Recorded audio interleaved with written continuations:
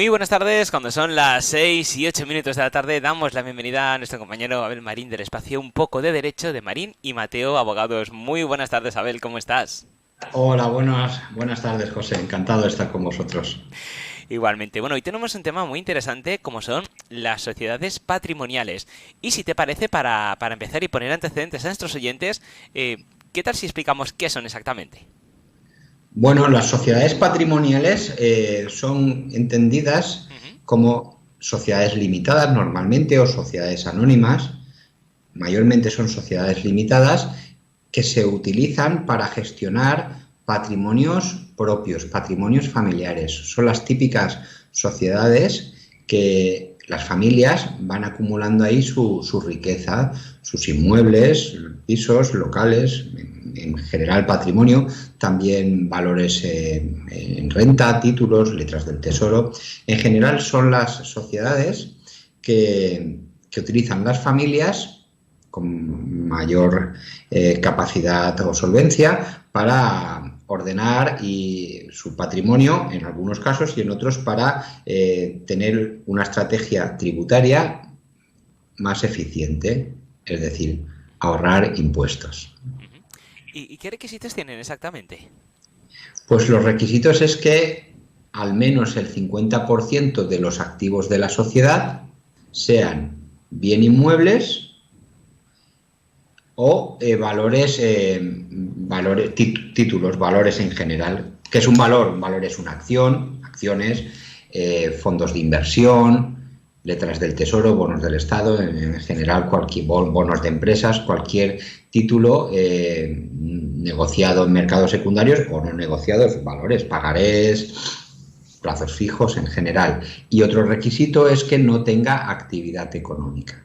Mira, José, las sociedades patrimoniales no son distintas a una sociedad normal. Su clasificación y su denominación de patrimoniales no es una denominación mercantil, sino es una denominación tributaria, fiscal, y vienen reguladas no en la ley de sociedades de capital, sino esa diferencia, esa clasificación, esa distinción se le hace en la ley del impuesto sobre sociedades, Ujú. en el artículo 5.2, ¿vale? Y ahí nos dicen pues que las sociedades cuando tienen estas características, que vuelvo a repetir, que al menos el 50% sea patrimonio a gestionar, ¿vale? Que no sea una propia actividad, ¿de acuerdo? Bien sea patrimonio inmobiliario o mobiliario, es decir, acciones y tal, pues entonces tendrá otro tratamiento. Y lo dice la ley del impuesto, no lo dice la ley de sociedades. Ujú. ¿Y qué ventajas e inconvenientes podemos encontrar? Pues como todo en la vida tiene sus pros y sus contras, como muy bien preguntas, y depende. Yo creo que las cosas se explican un poquito mejor poniendo algún pequeño ejemplo. Ujú. Eh, Tiene un beneficio importante a la hora de ordenar todo el patrimonio de una familia, lo cual pues, vendrá muy bien en los casos de futuras herencias. Si yo tengo todo mi patrimonio, yo el de mi mujer, o un matrimonio normal, o una persona normal, tiene todo su patrimonio, desde acciones, dinero, inmuebles de todo tipo, locales, viviendas, terrenos, campos, lo tiene todo en una sociedad, su herencia va a ser bastante sencilla de tramitar y poca discusión va a haber, ¿de acuerdo? Ujú. Eh, lo tengo todo ahí, dejo en herencia a la sociedad, solucionado. También tiene ventajas en algunos casos fiscales. Se puede ahorrar dinero en impuestos. En todos los casos, no. Hay que estudiar caso por caso, pero no es muy complicado. No hace falta un estudio súper concienzudo, Ujú. un estudio financiero, tributario muy concienzudo. Normalmente un abogado que tratemos estos asuntos o un asesor fiscal normal, el habitual, va a aconsejar a sus clientes o vamos a aconsejar a nuestros clientes en qué momento empieza a ser interesante y rentable fiscalmente tener una sociedad o tener nuestro patrimonio como personas físicas o en qué momento va a ser rentable, empezar a ser rentable tenerlo ya en una sociedad patrimonial. Vamos a ver, voy a poner un ejemplo. Si un señor o una señora ha decidido acumular su ahorro, su riqueza, su estrategia de inversión es ir comprando pisos para alquilarlos, una cosa muy común en España, ¿de acuerdo? Pues hombre, siendo pisos para vivienda habitual, alquilarlos casi le va a convenir no tener una sociedad patrimonial, es decir, tenerlos como persona física y ir alquilándolos y ya está. ¿Por qué? Fundamentalmente porque se podrá aplicar la deducción de la reducción del 60% de los ingresos del inquilino. No es lo mismo, no tiene el mismo tratamiento en su renta al tener 5 locales comerciales y alquilarlos a 5 empresas que tener 5 pisos de vivienda y alquilárselos a 5 personas que van a vivir en él. No tienen el mismo tratamiento en renta, ¿de acuerdo? Por lo tanto, ya ahí hay una diferencia que igual no empieza, o sea que no es suficiente, no es nada rentable en esos casos. Pero ¿qué pasa? Hay personas que no solo llevan 1 año, ni 2, ni 3 haciendo inversiones inmobiliarias, sino que pasan 30 años y en vez de tener un piso tienes pues 10 pisos, 3 locales comerciales, además tienes 500.000 euros en bolsas o en fondos de inversión, y entonces la cosa se complica. Ya cuando va aumentando el capital ahorrado, tanto en inmuebles como en valores, pues ya empieza a hacerse interesante tener sociedades patrimoniales. ¿Por qué? Por el tema fiscal. ¿Por qué? Porque en vez de aplicarnos el IRPF se nos aplica el impuesto de sociedades. En el IRPF a determinados volúmenes de ingresos pues ya se paga unas cantidades bárbaras, ¿vale? Cerca del 50%, va a depender de comunidades autónomas, pero bueno, están entre el 45 y el 50%. En la ley del impuesto, o sea, el impuesto sobre sociedades, el tipo máximo es un 25%, por lo tanto ahí hay un ahorro bastante alto para rentas altas, ¿de acuerdo? Ahí va a ser muy, muy rentable. ¿Por qué? Porque podemos jugar también con el impuesto de patrimonio, ¿de acuerdo? Por el principio de no confiscatoriedad fiscal, ¿no? Entonces, si se tienen altos ingresos por rendimientos, por dividendos de participado, de acciones en bolsa y tal, y no los necesito para vivir, o solo necesito una pequeña parte para vivir, el resto, ¿por qué voy a estar pagando impuestos? Por impuesto de la renta se va pagando el impuesto de sociedades y todo nuestro ahorro, nuestra gran bola de nieve del ahorro, ¿vale? Pues se va acumulando en esa sociedad. Es muy importante por esta estrategia para las personas que buscan su independencia financiera, su libertad económica, es decir, la típica persona que se plantea ahorrar y ir creando un patrimonio, ¿vale? O alguien que ya hereda un patrimonio importante y lo quiere o bien conservar e incluso aumentar, multiplicar, ¿de acuerdo? Entonces hay que ver en cada caso, y esto es muy importante que lo sepan las personas en estas circunstancias, con estas necesidades, porque un 1%, un 2% de ahorro de impuestos, un 5% a veces la gente dice, bueno, no es suficiente. Un 5% durante 20 años es un 100%. Claro. Y cuando han pasado 20 años, dice, yo en vez de tener 1 millón podría tener 2 millones de euros. Claro. Entonces ya dice, ostras, con 1 millón y con 2 hijos y tal, pues a lo mejor en inmuebles y tal, pues a lo mejor me toca seguir trabajando. Con 2 millones, pues a lo mejor ya no, ¿de acuerdo?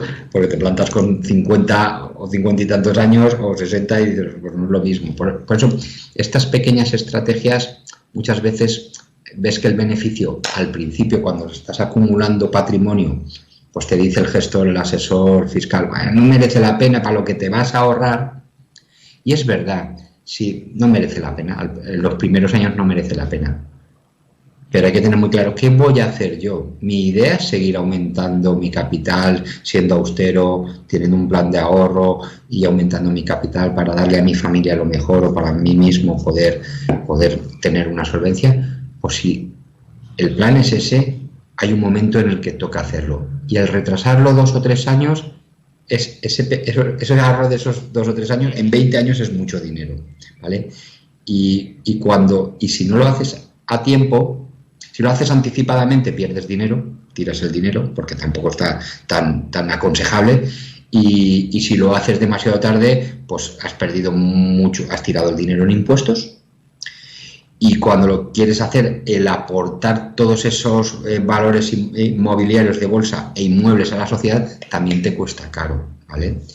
También es importante tener sociedades patrimoniales por el tratamiento que tiene el IVA, ¿vale? La compra-venta en una sociedad, pues comprar con IVA te lo ahorra, te lo deduces, te lo compensas es decir, si tienes 2 o 3 locales, pues todo ese IVA pues puedes ir compensándotelo, ¿vale?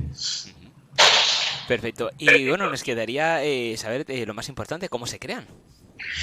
Pues como he dicho al principio, al tratarse de una clasificación meramente tributaria, es decir, que en la ley de creación de las sociedades, que se llama Ley de Sociedades de Capital, es igual para todas, pues se crea como una SL normal, ¿eh? Como si fueras a crear una SL para hacer una actividad de una imprenta, ¿vale? O una panificadora o un restaurante, ¿vale? Un restaurante lo puedes llevar como persona física, una imprenta la puedes llevar como persona física o la puedes crear como una SL, dependiendo, ¿de acuerdo? Y entonces se crea como una sociedad. Y aquí hay una cosa que quiero puntualizar.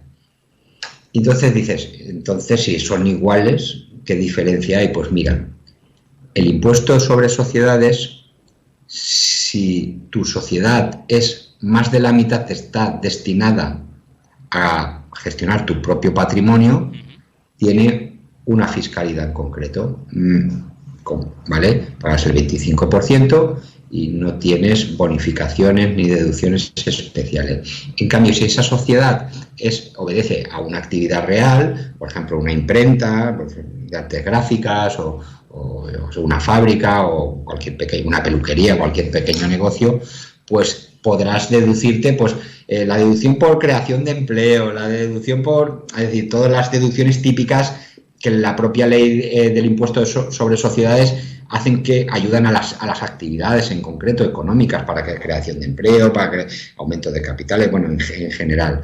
¿Qué ocurre? Que como es una sociedad normal y corriente, esa sociedad, dependiendo, puede que cuando las abras solo para llevar tu imprenta y poco a poco todos tus ahorros lo vayas creando y al final más de la mitad sea no imprentas, más de la mitad de tus ingresos sea por tenencia de inmuebles y cambie el tipo de sociedad, o al revés, la creaste con inmuebles y resulta que dices, bueno, me ha salido una oportunidad de negocio, aparte de los pisos que tengo de alquiler o los locales, mi propia actividad, por ejemplo, un médico, ¿vale? Un médico dice, pues mira, me voy a abrir una clínica, la clínica la voy a ejercer la actividad con la misma sociedad. Pues bueno, habrá momentos, a lo mejor veremos a ver, y esa sociedad se puede utilizar para lo que queramos.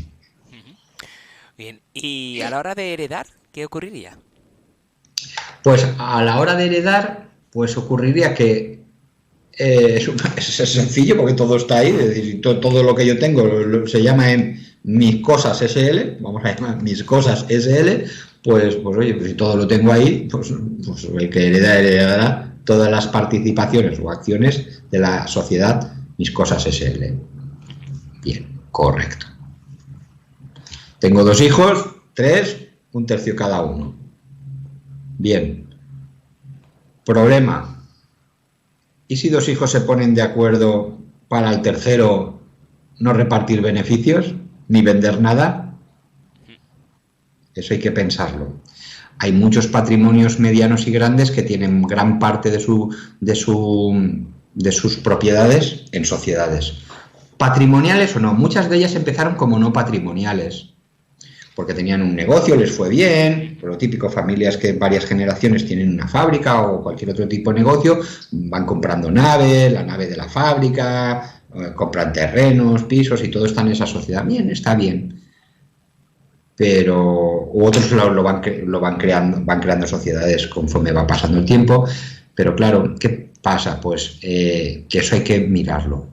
Y simplemente se pueden hacer 2 cosas. Hacer un protocolo familiar para regular qué pasa ahí,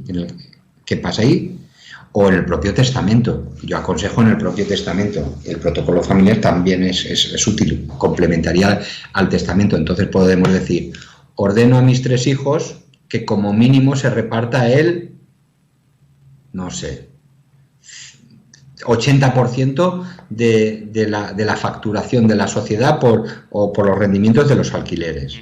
Así sabremos que por lo menos tus 3 hijos recibirán gran parte, por partes iguales, de esos alquileres.